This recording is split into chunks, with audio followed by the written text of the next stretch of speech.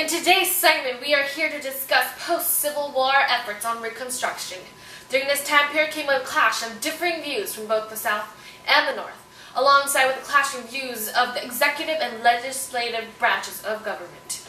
One reason that the Reconstruction proved to be so significant to the history of the United States is because it was the first test of interracial democracy. Many asked, how would the nation be reunited? How would we replace the system of labor?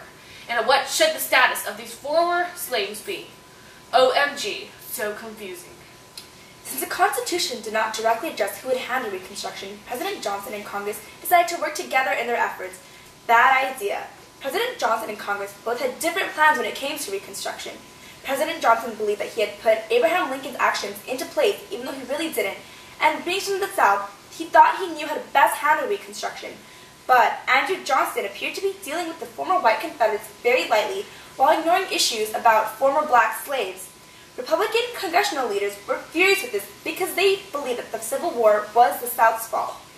With this, they threw out everything that President Johnson had done and began their own plans on Reconstruction. Now, let's take a look on the specific actions made during the Reconstruction era with Mr. Chin and Mr. Chin Chin. Well, thank you for having us here today. I'm Mr. Chin. And I'm Mr. Chin Chin. Now to the news. Following the Battle of Vicksburg, President Abraham Lincoln began early plans for Reconstruction to help reunify the South and the North, thus issuing the Proclamation, Amnesty, and Reconstruction. President Abraham Lincoln issued his 10% plan, which called for a 10% vote on oath of allegiance, with acknowledgement of emancipation. Congress disagreed with the 10% plan and brought up their own bill called the Wade-Davis Bill, which called for a 50% vote. This, however, was pocket vetoed by President Lincoln.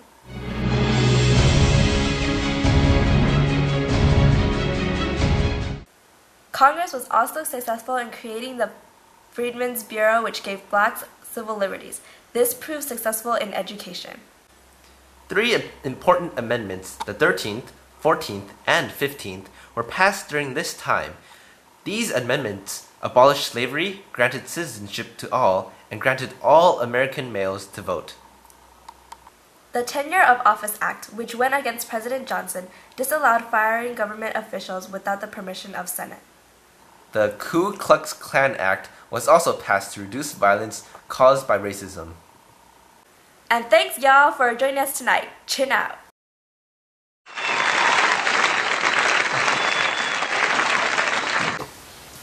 Well, Ms. North, Mr. South, can you tell me about your views on Reconstruction?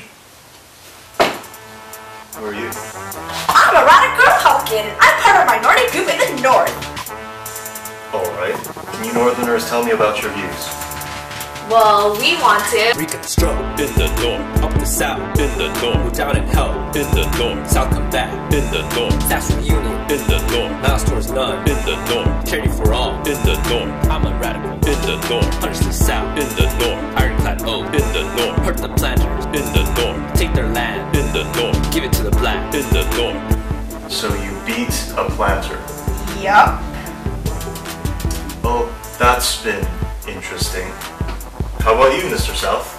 Well, no Reconstruction in the South, damn the Union in the South, back to develop in the South, the Redeemer in the South, Democratic Party in the South, boot the Republican in the South, pass black codes in the South, KKK in the South, racial tension in the South. Let me get this straight, Mr. South. You joined the KKK. Yep. Thanks for watching Friday Morning Live. Wasn't Reconstruction a blast? Because of me, that is.